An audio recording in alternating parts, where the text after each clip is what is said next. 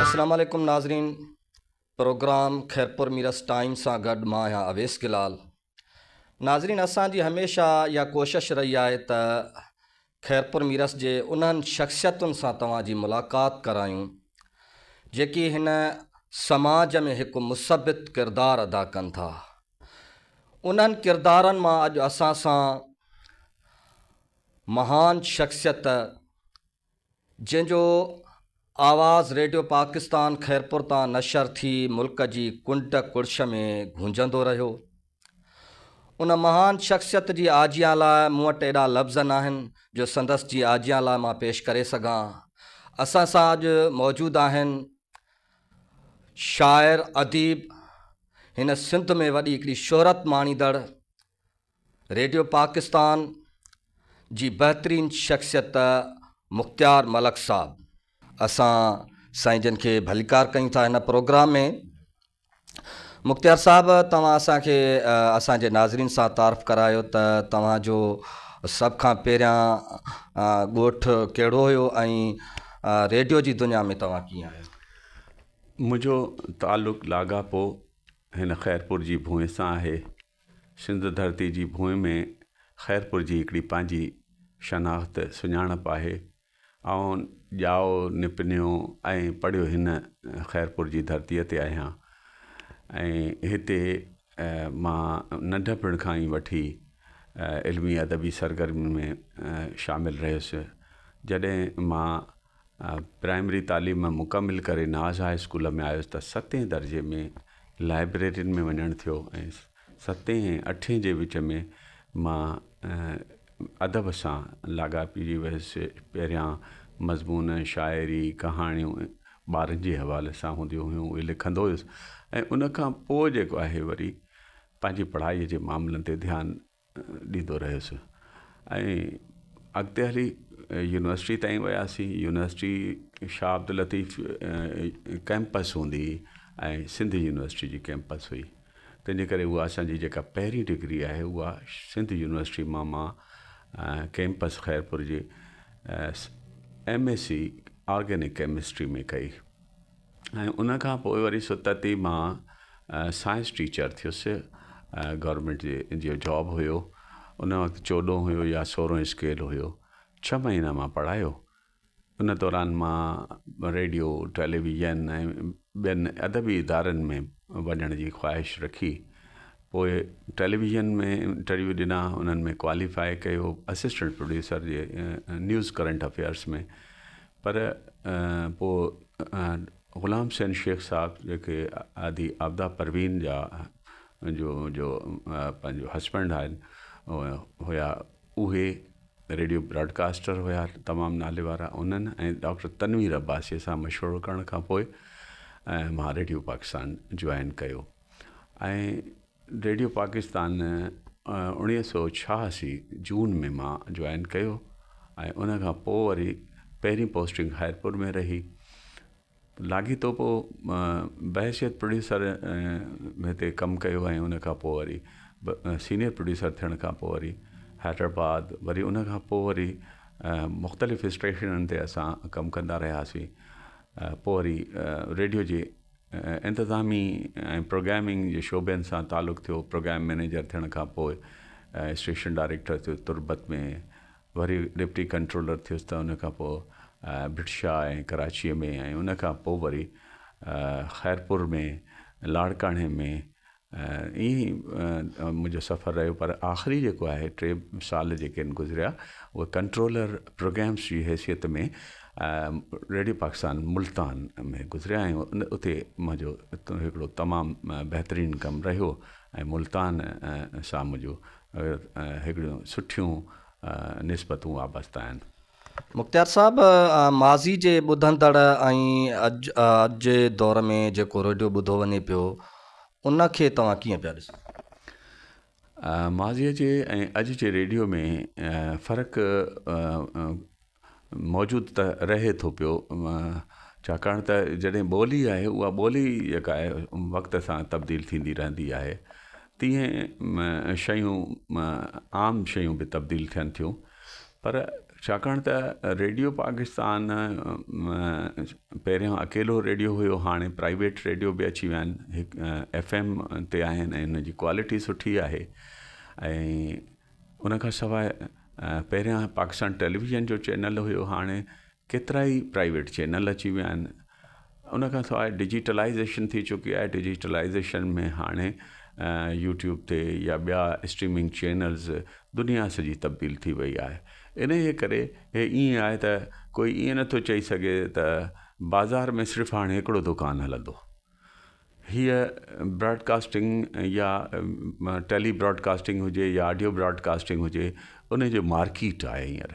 उन में हर माण्हूअ खे, तव्हां जीअं सम्झंदो त हिकिड़ी मांडड़ी वारे खे बि पंहिंजो रोज़गारु मिलंदो आहे, तीअं असांखे पंहिंजो। अच्छा मुख़्तियार साहिबु, तव्हां असांखे इहो ॿुधायो त टेलीविज़न घटि ॾिठो वञे पियो, रेडियो जो जेको ॿुधणु आहे उहो बि घटि थींदो वञे पियो, अख़बार को माण्हू पढ़े पियो, किताबनि तरफ़ तवजो घटि आहे, किताब माण्हू कोन था पढ़नि। इन समाज जे हवाले सां त मुआशिरो कहिड़े तरफ़ वधी रहियो आहे? सभु कुझु पंहिंजे क़ाइदनि उसूलनि मुताबिक़ थी रहियो आहे। जॾहिं तरक़ी थींदी आहे, इन ईजादूं थींदियूं आहिनि ऐं उन खां पोइ ट्रांसफॉर्मेशन थींदी आहे। रेडियो जेको आहे, जॾहिं तव्हां खां अॻु जी ॻाल्हि आहे त अञा रेडियो टेलीविज़न ज़ाहिर थियो त माण्हू चयो त हाणे अहिड़ो रेडियो अचे थो जंहिंमें माण्हुनि जी तस्वीर बि अचे थी।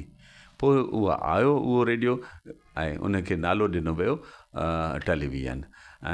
दुनिया में त अञा बि रेडियो ऐं TV जो इदारो हिकिड़ो ई सम्झो वञे थो। उहे ई ब्रॉडकास्टर आहिनि जेके टेली ब्रॉडकास्टर ऐं ऑडियो ब्रॉडकास्टर सॾजनि था। त ईअं ई वरी अख़बार जेका आहे उहा उनजी पंहिंजी हिकिड़ी अहमियत आहे, भले PDF में अचे, डिजिटल अचे त। ऐं अख़बारूं जेके छपजी अचनि थियूं, उहे बि अॻे पेन सां ख़बर लिखंदा, हाणे अंग्रेज़ीअ में चवनि था उनखे त पेन फ्री जर्नलिज़म, माना कलम खां सवाइ सहाफ़त। ऐं उहा इहा ई त छपजी मार्केट में ईंदी, पर हाणे त माना छपजण खां सवाइ बि, माना हार्ड कॉपी खां सवाइ बि माण्हुनि जे घरनि ताईं पहुची थी वञे PDF में। त इनखे जेको आहे असीं चऊं था कन्वर्जन ट्रांसफॉर्मेशन्स आहिनि, त शयूं बदिलजंदियूं रहंदियूं आहिनि ऐं हर को पंहिंजी चॉइस सां शयूं ॾिसंदो आहे ऐं उन मुताबिक़ कंदो आहे।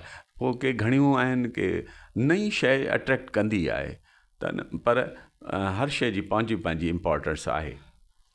रेडियो जे ॿुधंदड़नि में अहिड़ो को नालो जेको तव्हांखे अॼु बि यादि हुजे?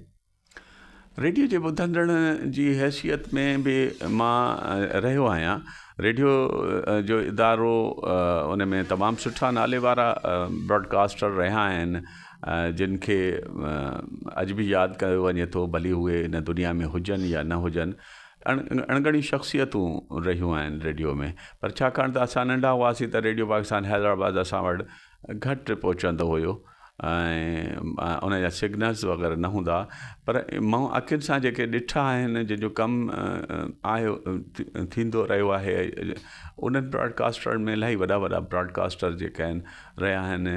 कंहिं म्यूज़िक जे शोबे में जेको आहे कमु कयो आहे, कंहिं ड्रामे जे शोबे में कमु कयो आहे ऐं कंहिं जर्नल ब्रॉडकास्टर जी हैसियत में कमु कयो आहे। तंहिंजे करे कंहिं हिकु नाले खणण खे नथो चई सघिजे त हीउ नालो ई भलो या बहितरीनु हुयो।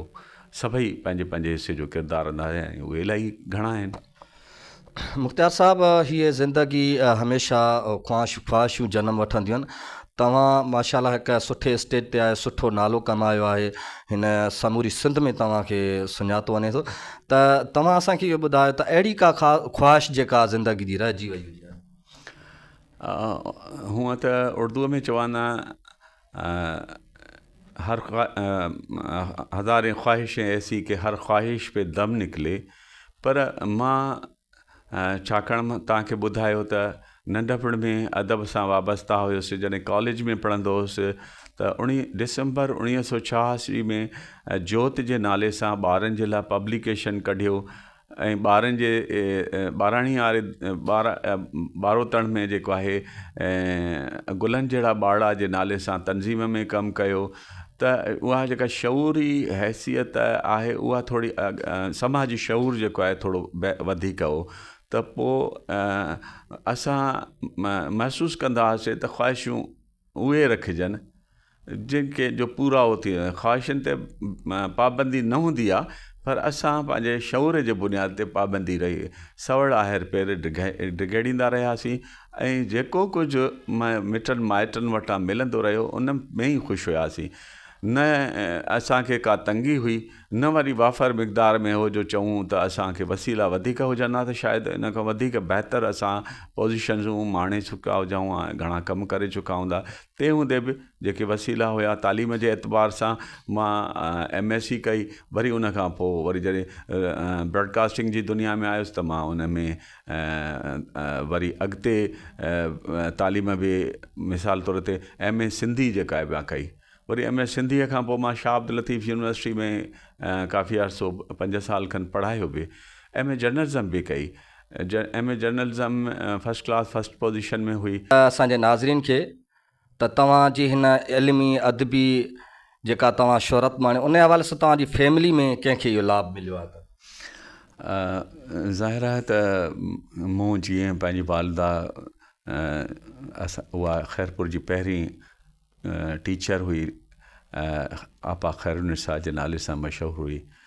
विरहाङे खां पोइ उन ई ख़ैरपुर में न्याणे जी तालीम जो बुनियादु रखियो त उन किताब पिया आंदा घर में, या उन जी गुफ़्तगू या उन जो जेको पढ़ियल लिखियल हुजण जो असांखे फ़ाइदो मिलियो।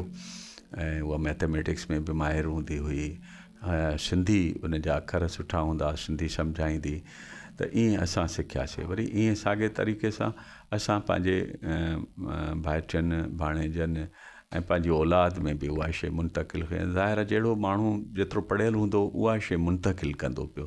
असांजो वालिद मोहतरम बि जेको आहे एॾो घणो पढ़ियल न हुयो ऐं बॉयलर अटेंडेंट इंजीनियर हो, त जेके कोर्स करे पढ़ंदा आहिनि त उहो इल्म में चाह वॾो रखंदो हुयो, अख़बार पढ़ंदो हुयो, इन हद ताईं हुनजी माना तालीम हुई, बाक़ाइदा तालीम हुनजी न हूंदी।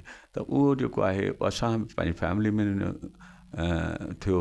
मुंहिंजी भेनर सभु टीचर्स रहियूं, वॾी भेण जेका आहे उहा डायरेक्टर एजुकेशन तां रिटायर थी आहे।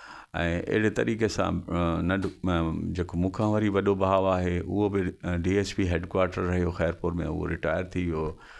ऐं नंढो भाउ जेको आहे उहो वापडा में आला उहिदे ते रहियो ऐं उहो बि ताज़ो रिटायर थियो आहे। फैमिली सॼी जेको आहे इल्मु अदब सां चाह रखे थी ऐं हिन वक़्तु बि असांजा नौजवान किताबनि सिंधी अदब ॾांहुं वॾो चाह रखनि था, अंग्रेज़ी अदब खे पढ़नि था। मुंहिंजो फर्ज़ंद जेको आहे संघार मलिक, उहो उन हिकिड़ो अंग्रेज़ीअ में नाविल बि लिखियो, पर उहो छपाए न सघियो, उहो पाण ताईं महदूद अथसि। ऐं हुनजी वरी लाड़ो हुयो, छाकाणि इंजीनियरिंग में कई NED यूनिवर्सिटी मां, त उन खां पोइ वरी जेको आहे उन CSS कई ऐं PCS यानी police services of Pakistan join कई ऐं मुख़्तलिफ़ जायुनि ते उन सर्विस कई आहे, पंजाब में बि, सिंध में सखर, ऐं वरी हाणे नौशर फिरोज़ जो SSP आहे। भाइचो जेको आहे फ़ारूक रज़ा मलिक, उहो जामशोर में SSP रहियो, हींअर SSP ईस्ट कराची आहे। त इहे ॿिया बि फैमिली में पढ़ियल लिखियल आहिनि ऐं जेके पंहिंजी जो किरदारु अदा कनि था। नाज़रीन, अॼु जो महिमान ख़ासि हुयो असांजो मुख़्तियार मलक साहब। ज़िंदगी रही त वरी कंहिं ॿिए महिमान सां गॾु हाज़िर थींदासीं। तेसीं ताईं पंहिंजे मेज़बान अवेस गिलाल खे ॾींदा इजाज़त। साथ सलामत, अल्लाह हाफ़िज़। ॾिसंदा रहो KTV न्यूज़।